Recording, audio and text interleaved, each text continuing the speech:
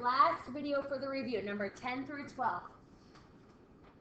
So number 10 says you want to save $750 to buy a plane ticket to go visit your new friend in Austria over the summer.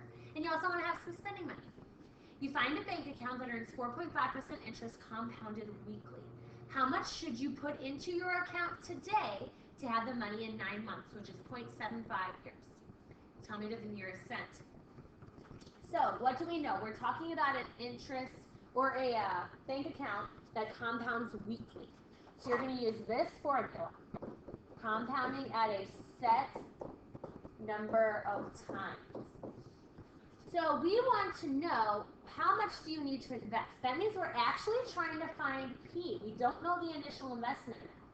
We do know the interest rate is 4.5%, so we're going to use 0.045.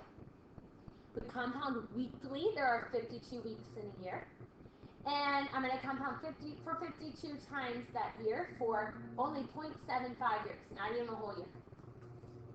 You need to have $750, so that's what you're going to set equal to. Now this one, you might catch yourself here. That P that I'm looking for is not an exponent. It's just a number. So what I have is a number times this whole thing is actually another number. There's no variable over there. So this is easier than you think. All you have to do on this problem is divide by that green number right there. 1 plus 0.045 over 52 to the 52 times 0.75. It's really yucky, but that's how you do it. That's the whole number right there. All right, so that crosses off, and when you solve it, you'll get your initial amount. So you just have to be careful typing this in your calculator. What I would do is figure out what is that whole green number equal to first. Okay, so I'm going to put into my calculator 1 plus 0.045 divided by 52 to the 52 times 0.75. That's what that number is. That's the whole thing. Now I'm taking, remember, 750 divided by that.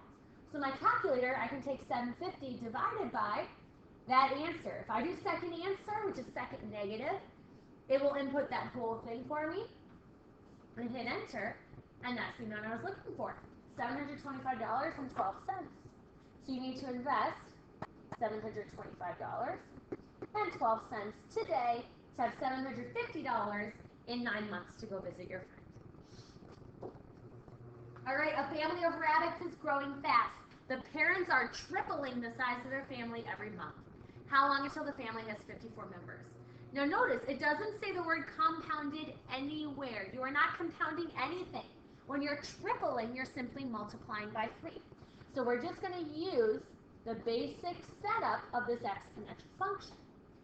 So we want to know, we need to know the starting amount. Well, the parents are how many you start with, and that means you're starting with 2 rabbits in this family.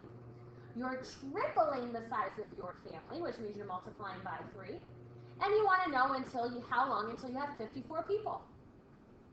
That's it. Just solve that for x. Start by dividing by 2. And 54 divided by 2 is 27. And I have 27 equals 3 to the x.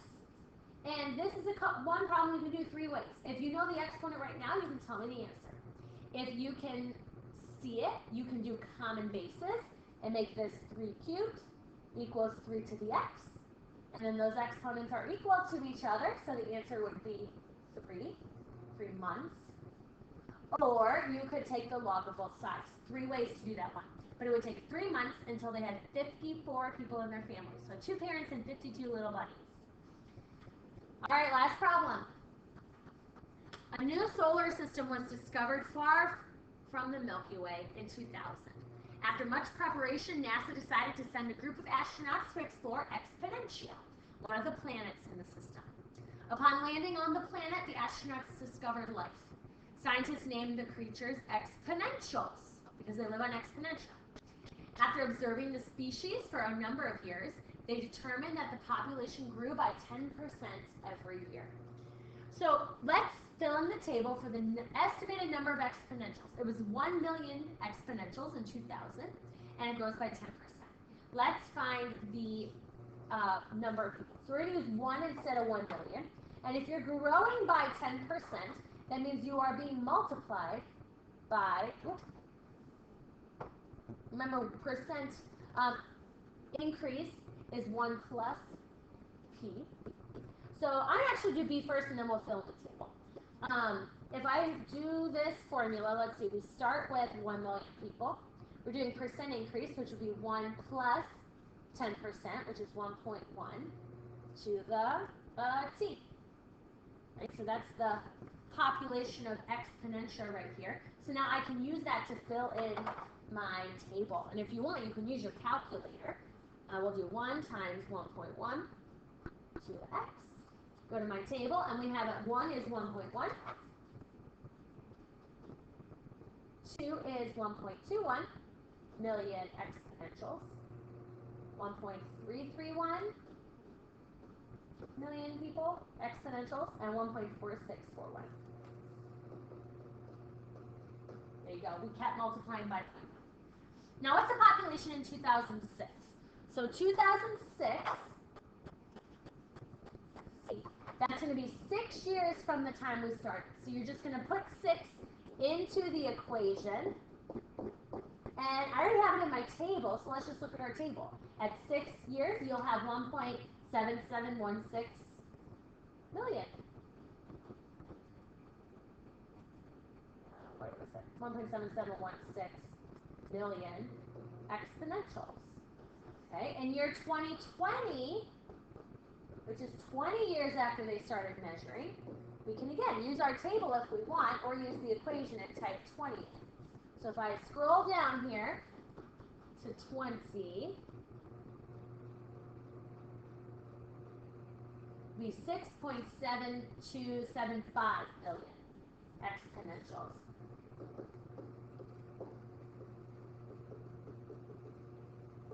Okay.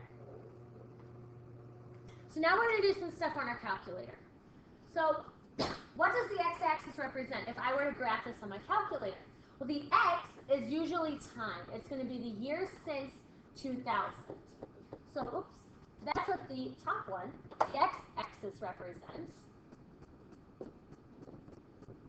And we need to think of an appropriate domain. And we can always come back and change this. But if I'm going to graph this here, I want to go a little bit farther out than 10. And we don't really need this negative amount of time. So maybe we start at 0. And I don't know, we can pick something. 20, 30, 40, it doesn't really matter. Let's go with 40, and we can always adjust. And let's let the scale go by 5s.